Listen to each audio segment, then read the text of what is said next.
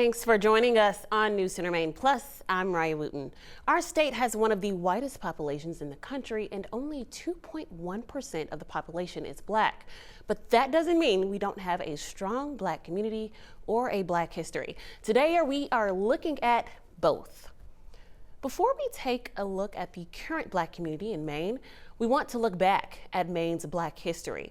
One local travel company founded by a black woman recently held a tour walk in Portland that detailed the city's black history. News Center Maine's Pearl Small went along with the group. 1970, It's really just about sharing history with people who want to know it. It took 25 years working in the travel business for Lisa Jones to find out about Maine's rich black history.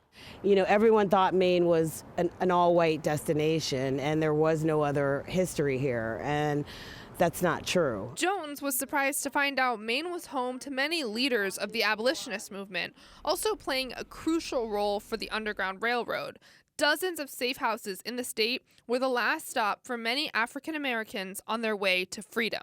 And those stories need to be told, and how they contributed to this amazing state. Jones then founded Black Travel Maine, an organization that makes spreading that knowledge a little easier. This Black History Walk is one of its many events where both locals and tourists can learn about the rich history and roots African Americans have here. I'm not even the one sharing them. I'm letting the people who took part in the history share their own stories. Giving the walk a personal touch on Sunday was the tour guide, a woman who grew up in Maine. did you know that Henry Wadsworth Longfellow was an abolitionist? She threw in personal anecdotes about the Maine College of Art, which used to be a luxury department store. Kids, can you kids even imagine that you would just aspire to run an elevator? Could you even imagine? Many of her black family members were told working there as doormen would be the highest career achievement they could ever reach. If your guidance counselor and the schools and the whole city aspire for you to run an elevator, like, where is your hope? The hope from this walk is to remember the past because it's the only way to measure how far they've come. It's our job as African Americans to keep our history alive. In Portland, Pearl Small, News Center, Maine. Black Travel Maine offers many tours throughout the state that highlight art, entertainment, and Maine food. Its mission is to expose Black and multi-ethnic travelers to the cultural beauty of the state. You can learn more about its mission and its tours at blacktravelmaine.com. Maine's history does include a slave trade that brought Black people to the state to work on farms and fishing boats. But during the Revolutionary War, some enslaved people were able to escape their owners to fight for freedom. Now, thanks to a woman with a passion for history, we can share the story of one of those men from Gorham, who is still teaching lessons 250 years later. Former News Center Maine's reporter Jack Moment reports. I somehow felt like when I met Prince here that day that somehow my future was decided for me. This is what it looks like when you take someone with a deep fascination for history. If he was in the will, what the hell has he been doing the last few years, you know? Yeah, I'm serious. And combine it with the lucky chance of finding a 200-year-old tombstone with the same last name printed on the stone as her grandmother. And I just didn't know who he was. Vana Carmona's fascination took her down a rabbit hole, chronicling the life of a man named Prince, an enslaved Black man brought to a farm by the wealthy McClellan family who had a shipping business in Portland and family in Gorham, where Prince is allegedly buried. We say allegedly as the history and record keeping for Black people in Maine and around the country is spotty at best, Carmona says. The only part of his personality that we may ever uncover is his signature and the inscription on his tombstone. Prince drove the team to draw them. He ran away and enlisted on Captain Manley's privateer and was discharged in Boston, came back, was freed, given 10 acres of land and a pension. Died 1829, over 100 years old. His wives, Dinah, died 1800, and Chloe, 1827. Carmona says he lived to be in his 80s. Records also show he only started receiving a pension in his 70s. Carmona says she chronicled the life of other black Mainers who were most likely brought to Maine by the slave trade. So I just started writing these names down, and I assumed for the longest time that I would probably just find maybe a couple dozen. I didn't realize I would get almost 2,000. She formed the Atlantic Black Box Project, where racial equity advocate and founder of the company It Is Time, Dustin Ward, is a member. Yeah, I think record keeping is probably one of the most difficult things because that's what we rely on so heavily. He says that uncovering the history of Maine's slave trade can help black and brown people see that they have roots in one of the whitest states in the country, and also help dispute the thinking that the North was not involved in slavery. And that's just all false, right? That narrative that started even before then still carries now that somehow we've overcome, that things are all good here. And that's not the case, is that we know that issues of race and racism, conversations surrounding racial equity are still prevalent. Uncovering harsh truths about our history. Carmona knows this all too well. It's been hard. I guess I had wanted to believe that that sort of narrative that, we were all so great and we were all so wonderful, and that was promoted by everybody and the family and all that kind of stuff. So it was a real shock. The harsh truth that her ancestors owned prints.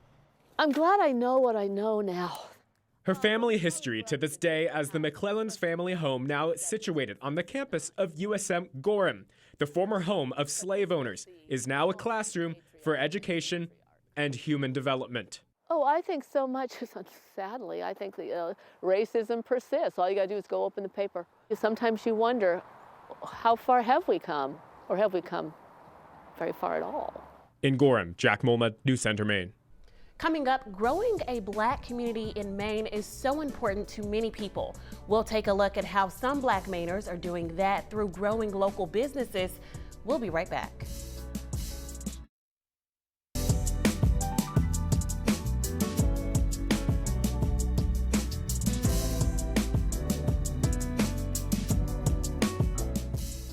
So what are some of the best ways to support black communities in Maine? Along with learning about the state's history, supporting black-owned business is also important. Black Mainers own more than 600 businesses in the state. News Center Maine's Brianna Bush spoke with some to discuss how Maine is embracing them. Which started as a simple passion in his home country turned into straight Jamaican cuisine, a catering and takeout business serving up authentic Jamaican food. I used to even do grilled chicken on the streets in Jamaica, just to make ends meet. Now White, along with his co-owner Jamie Pomerlow, are sharing these dishes with the Waterville community and beyond. Accepting us, our cuisine, means like the world to me, It's a similar passion that drove personal trainer Sky Washington to open up her own fitness studio.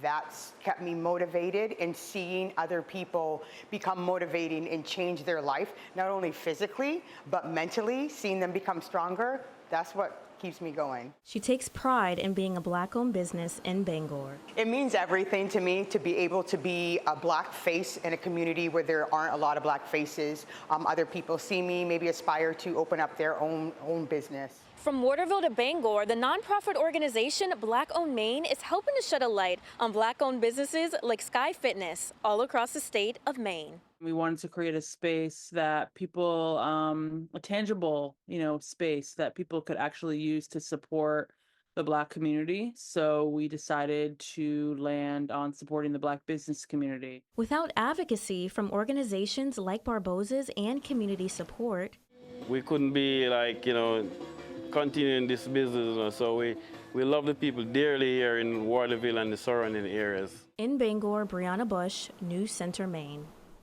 Creating a strong sense of community is also important to make sure black people in Maine feel seen. Black business owners in the greater Bangor area say they're leveraging business connections to build that sense of community they crave. They say their storefronts attract people from various ethnic backgrounds, giving them more opportunity to build connections. Former Bangor tattoo shop owner Keel Slayton says Black people often build their sense of identity around their race and background. Slayton says trying not to internalize negative stereotypes that are unfairly placed on Black individuals can be a challenge, leaving Black individuals to find a healthy balance between how the world perceives them and who they know themselves to be. The biggest part is fighting through those stereotypes, allowing yourself to see yourself as a human being first, and then still being able to love other people, you know, but still have that tight identity to who you are. Black-owned Maine has over 400 Black-owned businesses listed on its online directory. You can check them out and learn more about them at blackownedmaine.com. With how small the Black population is in Maine, something as simple as access to proper hair care is hard for many to find. But there are businesses filling that need, and it's more important to the Black community than many may realize. When we talk about self-care, hair care is self-care. Stylist Angela Okafor says hair is linked to how people view themselves. And you know the saying that our hair is our crown? You know, so it's beyond just the fashion, it's more identity. Her clients are relieved when they find out she's based right in Bangor. Some people call me and they're like, oh my goodness, you braid, are you in Bangor? And I'm like, yes. Oh my goodness, you know, I've been going to New York, or I've been going to, you know, Boston.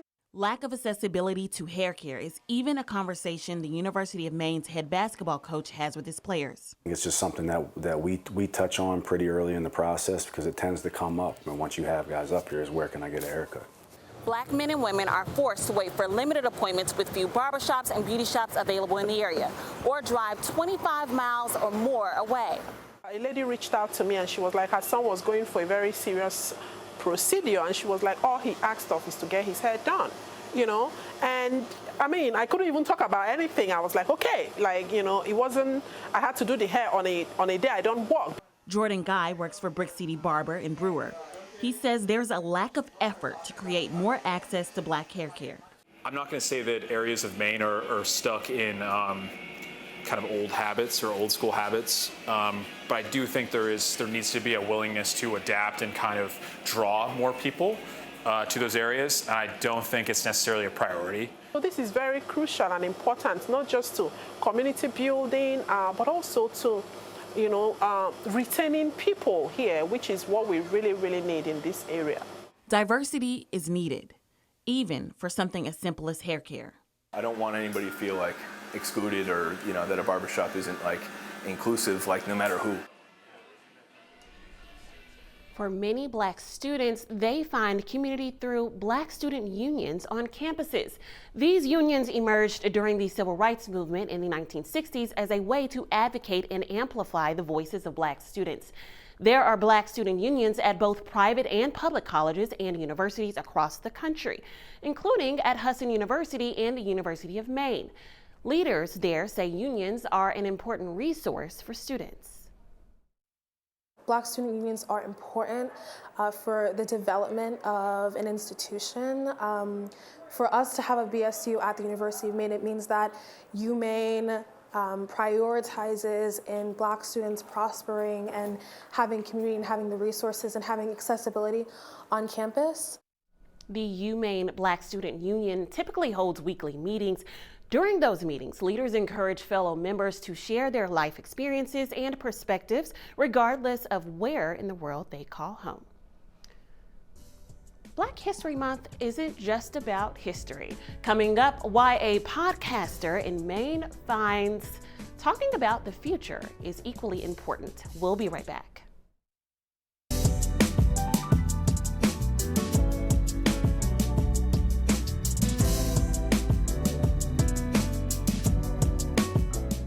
That little jingle puts me in the groove every time I hear it. Throughout Black History Month, we look back in time to see how people in the past shaped the community today. But one artist in the state is working to share that Black history by holding conversations about what to expect for Maine's Black future. Former News Center Maine reporter Jack Molmud introduces us to Genius Black. My voice is loud. I think your voice sounds good. Passion. So a couple things to keep in mind. Makes you dig and deep. You are listening to Maine's Black Future. And when you dig deep, like Jerry Genius Black Edwards, your art from Nigeria to Bangor can take you to some fascinating places. And, you know, there's a lot of interesting conversations about Black history. People still wonder if we need it. Is it necessary? All this kind of things. Artist, musician, now podcaster. Is that I knew that the state of Maine has actually a brilliant history of Black people being here. Genius is setting out to uncover not only Maine's Black history, but its present day. Black history is right behind me.